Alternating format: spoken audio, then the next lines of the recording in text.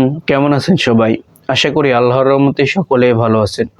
Accounting ফ্যামিলির হিসাব বিজ্ঞান ধারাবাহিক প্রক্রিয়ায় আজকে আমি আপনাদের সামনে আলোচনা করব একাদশ দ্বাদশ শ্রেণী হিসাব বিজ্ঞান প্রথম পত্রের দ্বিতীয় অধ্যায় নিয়ে। অধ্যায়টির নাম হচ্ছে হিসাবের বৈষম্য।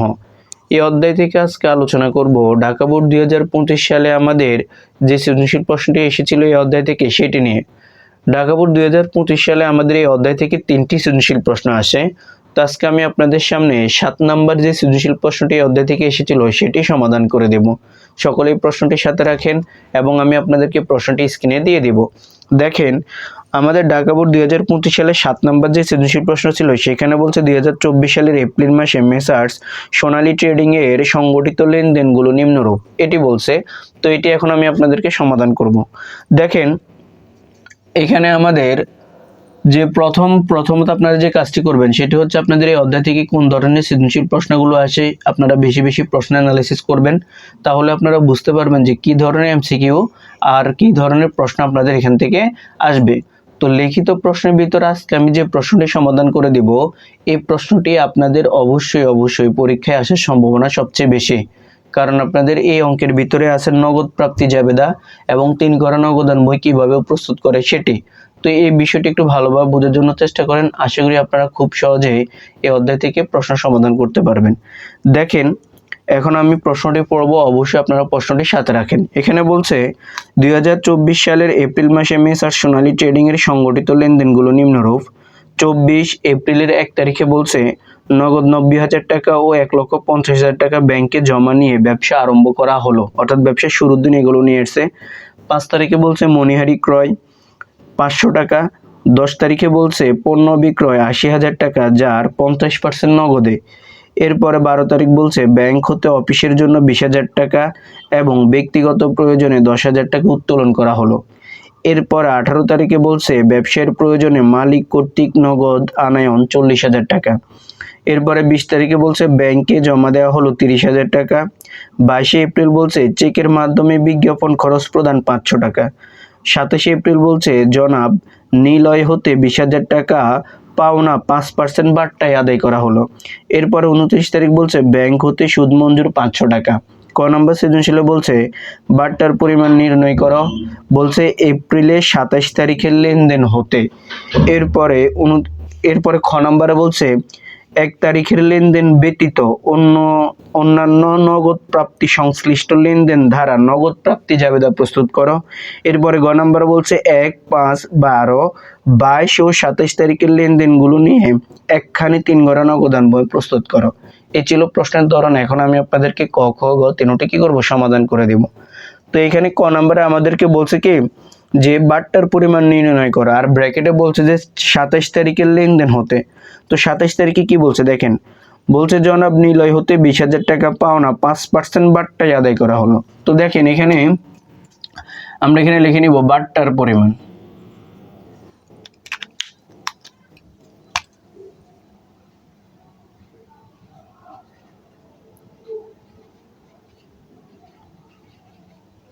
বাট্টার পরিমাণ নির্ণয়, এই কথাটা আপনারা এখানে অবশ্যই লিখে নেবেন। এখন এখানে যে আমরা ভালো করে বুঝেন, এখানে আমাদের যে নিলয় আছে এই নিলয় কি আমার জন্য দেনাদার নাকি পাওনাদার, এটা আপনাদেরকে একটু বুঝতে হবে। আমরা কার থেকে পাই? সাধারণত আমরা সবসময় দেনাদারের থেকে পাই। তার মানে নিলয়ের হতে আমি 20,000 টাকা পাই। এখন নিলয়ের কাছ থেকে 20,000 টাকা পাওনার পুনঃনিষ্পত্তিতে বা পাওনায় 5% বাট্টা আদায় করা হলো। তার মানে নিলয়, এখানে যে নিলয় আছে এই নিলয় হচ্ছে আপনার একজন দেনাদার। নিলয় হচ্ছে আপনার জন্য কি? দেনাদার। কারণ আমরা যার থেকে পাই সে হচ্ছে দেনাদার। এখন দেনাদারের সাথে যে বাট্টা উল্লেখ থাকবে সেটি হচ্ছে আপনার জন্য প্রদত্ত বাট্টা। ভালো করে মনে রাখেন, দেনাদারের সাথে যে বাট্টা উল্লেখ থাকবে সেটি হচ্ছে প্রদত্ত বাট্টা। তো যেহেতু আমরা এখানে প্রদত্ত বাট্টার পরিমাণ বের করব, সেজন্য আমরা এখানে লিখে নিব প্রদত্ত বাট্টা, এই কথাটা এখানে লিখে নেবেন। তো দেখেন, তো আমি এখানে টোটাল 20,000 টাকা পাই। এখন এই 20,000 টাকা আমি আদায় করছি কিভাবে? 5% বাট্টায় আদায় করছি। কত পার্সেন্ট বাট্টায় আদায় করছি? 5% বাট্টায় আদায় করছে। যদি আমি ক্যালকুলেশন করি তাহলে আমাদের কত আসে দেখেন, 5% করলে আপনাদের এখানে কত আসে? আপনাদের এখানে আসবে 1,000 টাকা। কত হাজার টাকা? 1,000 টাকা। তাহলে এই 1,000 টাকাই হচ্ছে আমাদের জন্য প্রদত্ত বাট্টার পরিমাণ। তো দেখেন বিষয়টি খুবই সহজ, আপনারা এইভাবে করতে পারেন আর বা ঘরের মাধ্যমে করে দিতে পারেন। তো বাট্টার পরিমাণ যদি আমি এখানে একটা জিনিস খেয়াল করেন, ক নাম্বার সৃজনশীল প্রশ্ন এখানে শেষ। এখন আমি যদি আপনাকে বলি তাহলে আমি নীলর থেকে কত টাকা আদায় করছি, জাস্ট আপনি 20,000 টাকা থেকে 1,000 টাকা বিয়োগ করে ফেলবেন, তাহলে দেনাদারের নিকট থেকে আপনি আদায় করছেন 19,000 টাকা, তাকে 1,000 টাকা ছাড় দিচ্ছেন, টোটাল তার সাথে লেনদেন 20,000 টাকা সম্পূর্ণ হয়েছে। তো আশা করি ক নম্বরটি বুঝতে পারছেন। এখন আমি আপনাদেরকে খ নম্বরটি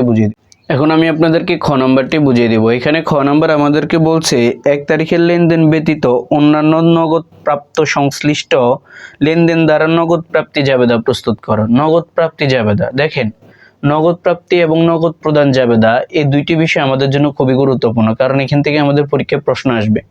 তো নগদ প্রাপ্তি জাবেদা এখানে আমাদেরকে করতে বলছে।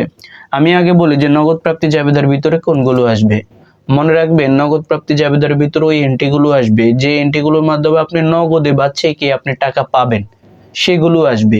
বাকিতে এবং কন্ট্রা এন্ট্রি এগুলো কখনোই নগদ প্রাপ্তি জাবেদায় আসবে না। দুইটি নোট মনে রাখেন, ধারে বা বাকিতে, কন্ট্রা এন্ট্রি এগুলো কখনোই নগদ প্রাপ্তি নগদ প্রদান জাবেদায় যায় না। তো এই জিনিসগুলো ভালো করে মনে রাখেন।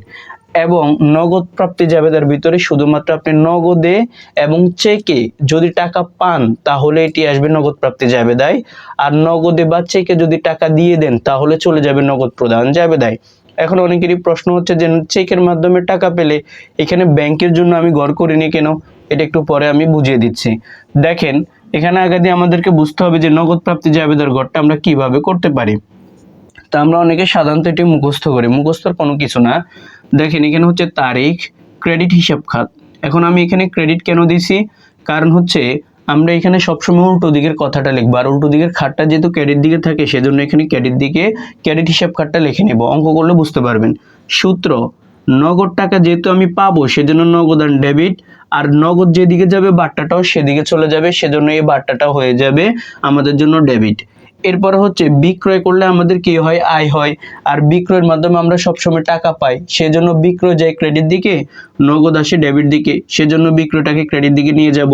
আর দেনাদারের থেকে অবশ্যই আমরা টাকা পাবো, সেজন্য দেনাদার নামক সম্পদ কমে যাবে, সেজন্য এটিকে নিয়ে যাব আমরা সবসময় ক্রেডিট পাশে। আবার দেখা গেছে আমরা অন্যান্য বিভিন্ন খাত থেকেও টাকা পেতে পারি, যে যে খাতগুলোর মাধ্যমে আমরা টাকা পাবো ওই খাতগুলোকে আমরা অন্যান্য ঘরে লিখে ফেলবো। যেহেতু আমরা বিক্রয় এবং দেনাদার লিখে ফেলছি, আর বাকি অন্যান্য খাতগুলো যেহেতু এখানে লেখার মতো আমাদের ঘরটি বড় হয়ে যাবে, সেজন্য আমরা ওই এন্ট্রিগুলোকে অন্যান্য হিসেবে ক্রেডিট পাশে লিখে ফেলবো।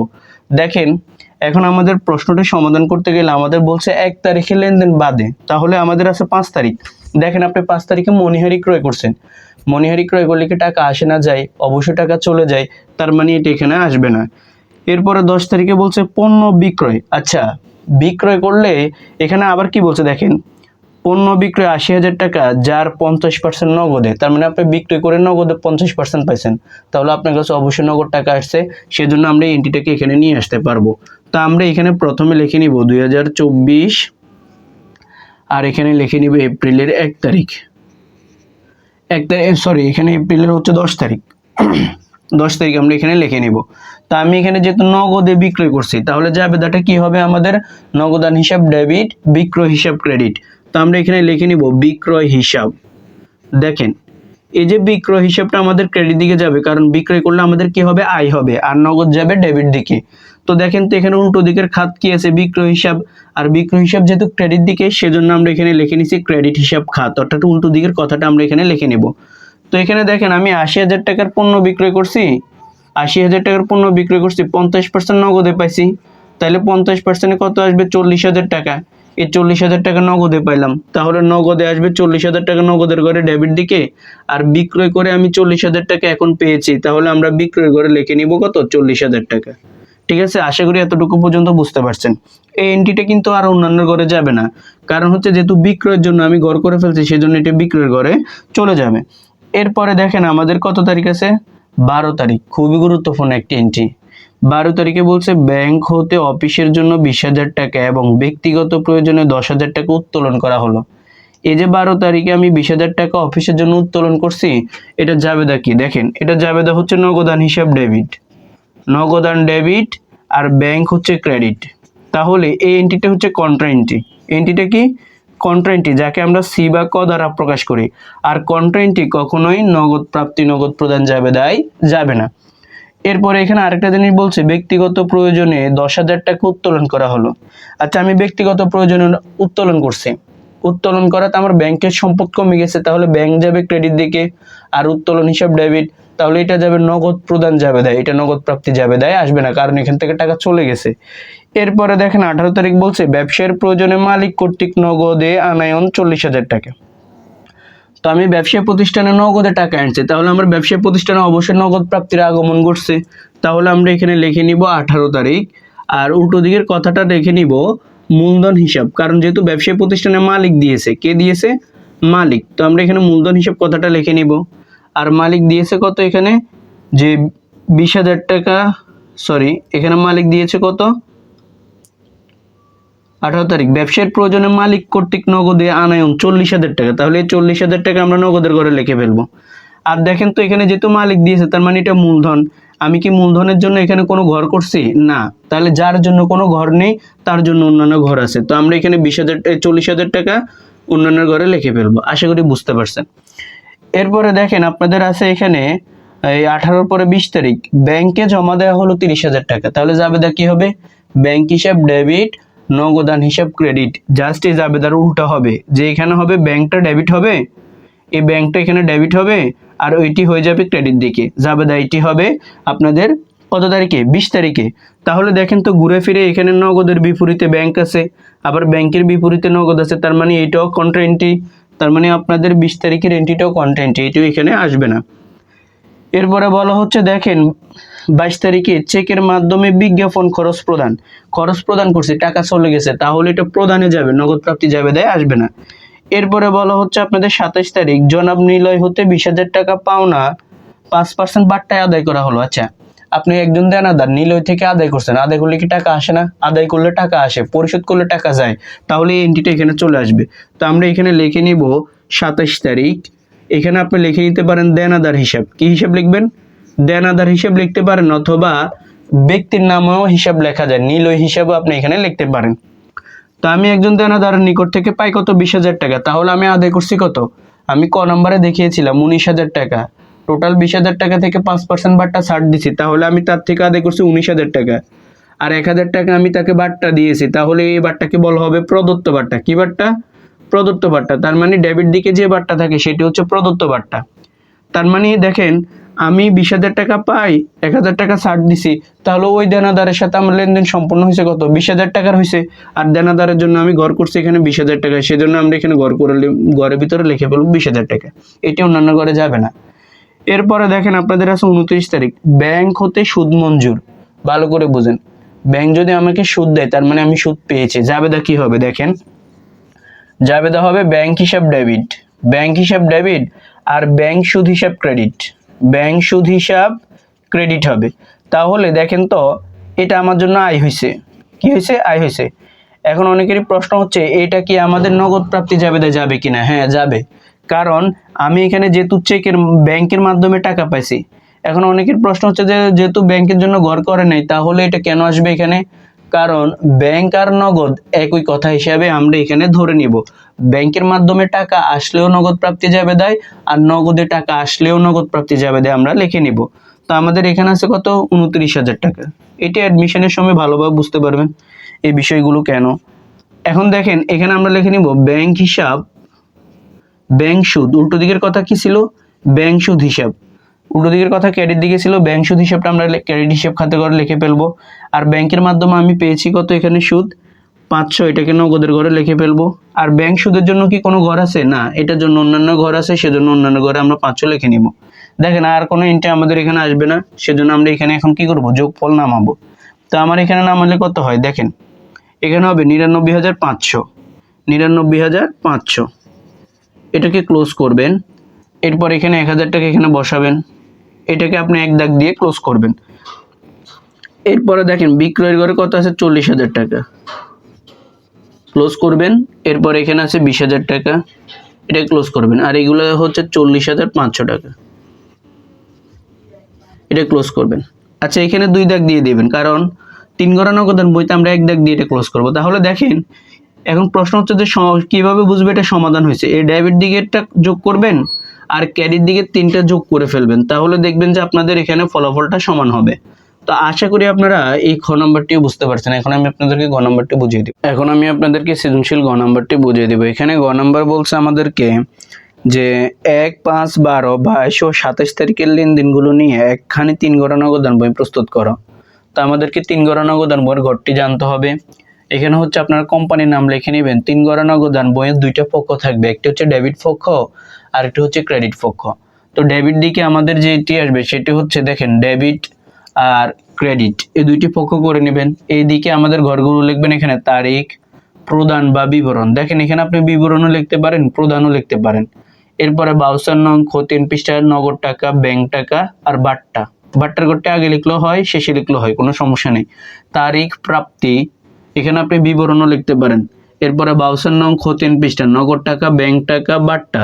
অর্থাৎ এখানে আপনাদের ডেবিট দিক ক্রেডিট দিক 2টি ঘরই সেম, শুধুমাত্র এখানে হবে প্রাপ্তি ক্রেডিট পাশে আর ডেবিট পাশে হয়ে যাবে আপনাদের প্রদান। তো আশা করি ঘরটি বুঝতে পারছেন। এখন 1 নম্বরে বলছে যে দেখেন নগদ 90,000 টাকা এবং 50,000 টাকা ব্যাংক জমা নিয়ে ব্যবসা আরম্ভ করা হলো। অর্থাৎ আমি 1 তারিখে কি করছি, ব্যবসাটা শুরু করছি। আর ব্যবসায় শুরুর দিন মালিক এখানে কি দিছে, নগদে দিছে 90,000 টাকা আর 1,50,000 টাকা সে কি করছে, ব্যাংক জমা নিয়ে ব্যবসা শুরু করছে। তাহলে 1 তারিখে যা দিবে তাই হচ্ছে মূলধন। আর দেখেন তো আমাদের যদি ব্যবসায় প্রতিষ্ঠানের মালিকে মূলধন দেয়, 1 তারিখে দিছে নগদ, তাহলে নগদ ডেবিট, আর ব্যাংকে জমা নিয়ে ব্যবসা শুরু করছে তাহলে ব্যাংক হিসাব ডেবিট, আর মূলধন হিসাব হবে কি ক্রেডিট। জাবেদাটি খেয়াল করেন, যে ব্যক্তি জাবেদা পারবে সে এইগুলো খুব সহজে পারবে। তাহলে আমরা এখানে লিখে নিব 2024 সাল, আর এখানে আমরা এখানে লিখে নিব এপ্রিলের 1 তারিখ। এপ্রিলের 1 তারিখ এটি আমরা এখানে লিখে নিব। তো লেখার পর আমরা এখানে লিখে নিব মূলধন। কি লিখে নিব, মূলধন হিসাব, কারণ জাবেদাটি হচ্ছে নগদান হিসাব ডেবিট, ব্যাংক হিসাব ডেবিট, মূলধন হিসাব ক্রেডিট, কারণ 1 তারিখে যাই দিবে তাই হচ্ছে মূলধন। তো 1 তারিখে সে নগদে দিয়েছিল কত, 90,000 টাকা। এই 90,000 টাকা আপনি নগদের ঘরে লিখে ফেলবেন। এরপরে ব্যাংকে জমা হচ্ছে 1,50,000 টাকা, এটি আপনি এখানে লিখে ফেলবেন। আর এই 2টি সেতু মূলধন হিসাবে লিখছে, সেজন্য উল্টো দিকের কথাটা আমরা মূলধনের ঘরে এখানে লিখে নিব। তো দেখেন আমাদের 1 তারিখে কিন্তু আর কোনো কিছুই নেই। এরপরে আমাদের 5 তারিখে বলছে মণিহারি ক্রয়। আমি যদি মণিহারি ক্রয় করি তাহলে আমাদের থেকে নগদ টাকা চলে যাবে। তাহলে জাবেদাটা কি হবে, জাবেদা হবে মণিহারি হিসাব ডেবিট, নগদান হিসাব ক্রেডিট। দেখেন তো জাবেদায় নগদ কথাটা কোন দিকে আছে, ক্রেডিট পাশে আছে, তার মানে এন্ট্রিটা ক্রেডিট পাশে চলে যাবে। এখানে ভালো করে মনে রাখবেন নগদ এবং ব্যাংক যে দিকে থাকবে এন্ট্রিটাও সেদিকে চলে যাবে। যেহেতু মণিহারি ক্রয় করছি ডেবিট আর নগদ টাকা চলে গেছে নগদান হিসাব ক্রেডিট, সেজন্য এন্ট্রিটা ক্রেডিট পাশে চলে যাবে। তো আমরা এখানে লিখে নিব এই তারিখের ঘরে ক্রেডিট পাশে 2024 এপ্রিলের 5 তারিখ। এপ্রিলের 5 তারিখ এটি আপনি এখানে লিখে নেবেন। তার এখানে উল্টো দিকের কথাটা লিখে নেবেন মণিহারি। তো মণিহারি হিসাবটা লিখে নেবেন অবশ্যই। তো মণিহারির পরিমাণ ছিল কত, আমাদের 500 টাকা। আর যেহেতু নগদে ক্রয় করছি সেজন্য 500 টাকা মণিহারি ঘরে নগদের বরাবর লিখে নিব। এরপরে দেখেন আপনাদেরকে এখানে বলছে যে 12 তারিখ। 12 তারিখে বলছে ব্যাংক হতে অফিসের জন্য 20,000 টাকা। 2টা এন্ট্রি এখানে, একটা হচ্ছে অফিসের জন্য ব্যাংক হতে ব্যাংক হতে অফিসের জন্য 20,000 টাকা এবং ব্যক্তিগত প্রয়োজনে 10,000 টাকা উত্তোলন করা হলো। তাহলে জাবেদা কিন্তু এখানে 2টা। আমি ব্যাংক হতে উত্তোলন করছি, তাহলে এখানে জাবেদা হবে কি, দেখেন ব্যাংক হতে উত্তোলন, তাহলে নগদান হিসাব ডেবিট, দেখেন নগদ ডেবিট। আর এখানে ব্যাংক থেকে টাকা নেওয়াতে ব্যাংকের সম্পদের পরিমাণ কমে গেছে, সেজন্য ব্যাংক হিসাব ক্রেডিট। তাহলে এই এন্ট্রিটাকে বলা হবে কন্ট্রা এন্ট্রি। কি বলা হবে, কন্ট্রা এন্ট্রি বলা হবে। এখন দেখেন তো নগদ এখানে ডেবিট দিকে আছে, তার মানে ডেবিট দিকে নগদের জন্য ঘর করছি অবশ্যই, তাহলে এন্ট্রিটা অবশ্যই একবার কোন দিকে আসবে, একবার ডেবিটের দিকে আসবে। তো আমরা এখানে এপ্রিলে লিখে নিব 12 তারিখ। আর এখানে দেখেন তো নগদের উল্টো দিকের কথা কি আছে, ব্যাংক হিসাব, সেজন্য এই উল্টো দিকের কথাটা আমরা এখানে লিখে নিব ব্যাংক হিসাব।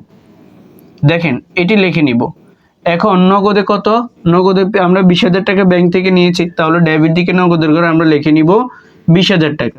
এখন খেয়াল করেন আমি নগদে যেহেতু অর্থাৎ ব্যাংক থেকে যেহেতু আমি টাকা নিয়েছি তাহলে নগদ আসছে, অন্যদিকে ব্যাংকের সম্পদ কমে গেছে, তাহলে ব্যাংক দেখেন তো ক্রেডিট পাশে আছে, আর ক্রেডিট পাশে দেখেন তো আমরা ব্যাংকের জন্য ঘর করছি না, এই ক্রেডিট পাশে ব্যাংকের জন্য ঘর, তার মানে এই এন্ট্রিটা আবার ক্রেডিট পাশেও আসবে। তো আমরা এখানে এপ্রিলে লিখে নিব 12 তারিখ। আর উল্টো দিকের কথা কি, এখন ব্যাংকের উল্টো দিকের কথা হচ্ছে নগদান হিসাব, সেজন্য আমরা এখানে নগদান হিসাব কথাটা লিখে নিব। তো দেখেন তো এখানে ব্যাংক কোন দিকে আছে, ক্রেডিট পাশে আছে। তো এখানে ব্যাংকের ঘরে আমরা 20,000 টাকা লিখে নিব ক্রেডিট পাশে। দেখেন আশা করি এন্ট্রিটা বুঝতে পারছেন। এখন প্রশ্ন হচ্ছে স্যার এই যে এন্ট্রিটা আমাদের দুই দিকে গেল আমরা কিভাবে বুঝবো? এই এন্ট্রিটা হচ্ছে আমাদের জন্য কন্ট্রা এন্ট্রি, সেজন্য আমরা খতিয়ান পৃষ্ঠার ঘরে সবসময় ক দিয়ে দিতে পারি আর অথবা সি দিয়ে দিতে পারি, ক দিতে পারি অথবা সি দিতে পারি এই খতিয়ান পৃষ্ঠার ঘরে। তাহলে আমরা পরীক্ষক বুঝে নেবে যে এটি হচ্ছে কন্ট্রা এন্ট্রি। এরপরে দেখেন 12 তারিখে আরেকটি কথা বলছে, ব্যক্তিগত প্রয়োজনে 10,000 টাকা উত্তোলন। কোথা থেকে উত্তোলন করছে? ব্যাংক থেকে উত্তোলন করছে। তো ব্যাংক থেকে যদি ব্যক্তিগত প্রয়োজনে উত্তোলন করে জাবেদা কি হবে? উত্তোলন ডেবিট, ব্যাংক হিসাব ক্রেডিট। তাহলে জাবেদা ব্যাংক যাবে ক্রেডিট পাশে, তাহলে এন্ট্রিটা 12 তারিখে আবার যাবে ক্রেডিট পাশে। আর উল্টো দিকের কথা হবে উত্তোলন, উত্তোলন ডেবিট, ব্যাংক ক্রেডিট, সেজন্য আমরা ক্রেডিট দিকে এন্ট্রিটা নিয়ে আসবো আর 10,000 টাকা ব্যাংকের ঘরে আমরা এখানে বসিয়ে দেব। তো আশা করি এন্ট্রিটা বুঝতে পারছেন 12 তারিখ। এরপর আপনাদেরকে বলছে 22 তারিখ। দেখেন তো 22 তারিখে বলছে কি, চেকের মাধ্যমে বিজ্ঞাপন খরচ প্রদান। আচ্ছা আমি চেকের মাধ্যমে খরচ প্রদান করলে অবশ্যই ব্যাংকের টাকা কমে যাবে, আর অন্যদিকে যেহেতু আমি খরচটা প্রদান করছি এটা আমার জন্য ব্যয় হয়েছে, আর ব্যাংক যদি হ্রাস পায় তাহলে জাবেদা কি হবে? বিজ্ঞাপন হিসাব ডেবিট, ব্যাংক হিসাব ক্রেডিট। তাহলে ক্রেডিট পাশে ব্যাংকের জন্য ঘর আছে, এন্ট্রিটা আমাদের ক্রেডিট পাশে চলে আসবে। সহজ একটি অঙ্ক। তো আমরা এখানে লিখে নিব 22 তারিখ আর এখানে লিখে নিব বিজ্ঞাপন হিসাব, বিজ্ঞাপন হিসাব এটা আমরা এখানে লিখে নিব।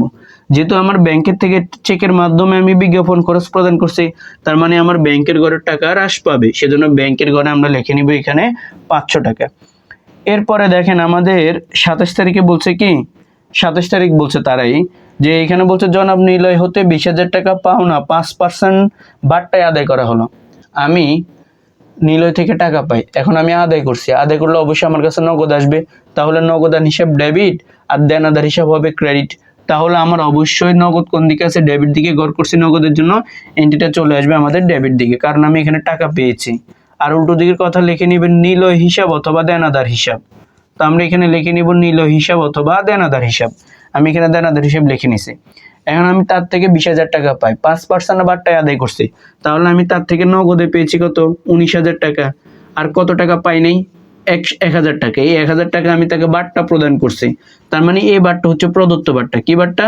প্রদত্ত বাট্টা। ডেবিট দিকে যে বাট্টা উল্লেখ থাকে সেটি হচ্ছে প্রদত্ত বাট্টা। তো আশা করি এতটুকু পর্যন্ত বুঝতে পারছেন। এখন আমাদেরকে ব্যালেন্স সিডি এবং ব্যালেন্স বিডিটা বের করতে হবে। তো কোন দিকে টাকা বেশি? আগে আমরা প্রথমে নগদের ঘরে খেয়াল করব। দেখেন তো নগদের ডেবিট দিকের টাকা বেশি নাকি নগদের ঘরে ক্রেডিট দিকের টাকা বেশি? অবশ্যই আমাদের এখানে ডেবিট দিকের টাকার পরিমাণটা বেশি। তো আমরা এখানে কি করব? নগদের ঘরের এই ব্যালেন্সটা এখানে টানবো। এই দাগটা একদম সেম এখানে দিব, সোজা করে দিবেন একটু। এরপরে এই দাগটা সেম আপনি নগদের ঘরে এই বরাবর দিয়ে দিবেন। এখন এখানে আপনি ফলাফলটা টানেন, ফলাফলটা টানলে আপনি এখানে পাবেন যে 1,29,000 টাকা। সেম 1,29,000 টাকা, এটাই। হ্যাঁ 1,29,000 টাকা, 1,29,000 টাকা, এটা আপনি এখানে বসাবেন। এটাকে ক্লোজ করবেন। ক্লোজ করার পরে এই টাকাটাকে আপনি কি করবেন? তার বরাবর একদম ক্রেডিট পাশে নিয়ে যাবেন। তো 1,29,000 টাকা আপনি এখানে লিখে নেবেন। এটাকে আপনি এখানে কি বলবেন? বসাবেন। এরপর আপনি এই টাকাটাকে কি করবেন? এখানে যে টাকাগুলো আছে আপনি প্রদান করছেন ওটা বিয়োগ করে ফেলবেন। বিয়োগ করলে আপনাদের এখানে আসবে 1,28,500 টাকা, 1,28,500 টাকা। এই যে ঘাটতি টাকাটা আসছে এটা হচ্ছে আপনার জন্য ব্যালেন্স ডিসেম্বরের। এখানে আমরা যেহেতু করি অঙ্ক কত? এপ্রিল, তাহলে এপ্রিল মাস আমরা এখানে লিখে নিব এপ্রিল 30 তারিখ, আর এখানে লিখে নিব ব্যালেন্স C/D। এই ঘাটতিটাকে কি বলা হবে? Balance C/D। এই যে ব্যালেন্স সিডিটা পাইছেন এটাই পরবর্তী বছরের 1 তারিখে অর্থাৎ পরবর্তী মাসের 1 তারিখে হয়ে যাবে ব্যালেন্স বিডি। দেখেন আমরা এখানে লিখে নিব এপ্রিল মে, তো মের 1 তারিখে এখানে লিখে নেবেন, আর এখানে লিখে নেবেন আপনি ব্যালেন্স B/D। এটি লেখার পরে দেখেন 1,28,500 টাকা, এটাকে আপনি নগদের ঘরে লিখে ফেলবেন। এটা হচ্ছে ব্যালেন্স বিডি। তাহলে দেখেন তো নগদের কাজ শেষ। এখন আপনি ব্যাংকের দিকে খেয়াল করেন, এখানে ব্যাংক আছে 1,50,000 টাকা, আর এখানে আছে কত? 20,000, 30,000, অর্থাৎ 30,500 টাকা। তাহলে কোন দিকের টাকা বেশি? তার মানে অবশ্যই এদিকের টাকা বেশি। আমরা এদিকে বসাবো 1,50,000 টাকা, এইভাবে এখানে নামাবো। এটাকে আমরা ক্লোজ করে ফেলবো। সেম টাকাটাকে আমরা চলে যাব ক্রেডিট পাশে ব্যাংকের ঘরে। তো এখানে লিখে নিব 1,50,000 টাকা। এটাকে এখানে ক্লোজ করব। এবার এই টাকা থেকে আমরা উপরের টাকাগুলো বিয়োগ করব। তো দেখেন আমাদের এখানে আছে 1,50,000, এরপর আমরা এখানে বিয়োগ করব 30,500। তাহলে আমাদের এখানে আসবে 1,19,500 টাকা, 1,19,500 টাকা। এই টাকাটা আমার জন্য ব্যালেন্স সিডি, যেহেতু একবার লিখে ফেলছে আর লেখার দরকার নেই। এই যে ব্যালেন্স সিডিটা বের হয়েছে এটা পরবর্তী মে মাসের 1 তারিখে হয়ে যাবে ব্যালেন্স বিডি। তো 1,19,500 টাকা এখানে বসাবো। দেখেন এখানে আমাদের কাজ শেষ। এবার বাট্টার ঘরে কত আছে আমাদের ডেবিট দিকে? বাট্টার ঘরে আছে 1,000 টাকা। এটাকে আপনি এক দাগ দিয়ে রেখে দিবেন, আর কোনো কাজ নেই। তো আমি আশা করি আপনারা সৃজনশীল গ নাম্বারটি খুব সহজে বুঝতে পারছেন। যদি ভিডিওটি ভালো লাগে অবশ্যই আমাদের ভিডিওটা একটি লাইক দিবেন এবং চ্যানেলটি সাবস্ক্রাইব করে আমাদের পাশে থাকবেন। আর ভিডিওগুলো অবশ্যই বন্ধুদের মধ্যে শেয়ার করে দিবেন। আমরা ইনশাল্লাহ নিয়মিত লাইভ ক্লাস আমাদের ইউটিউব চ্যানেল শুরু করছি। তো আমাদের সাথে সকলে যুক্ত থাকেন। ইনশাল্লাহ আপনারা ঘোষালো একটি প্রিপারেশন ফাইনাল পর্যন্ত পেয়ে যাবেন। আমরা এমসিকিউ লাইভ ক্লাস বেশি নিব। সকলেই ভালো থাকবেন, সুস্থ থাকবেন। আসসালামু আলাইকুম।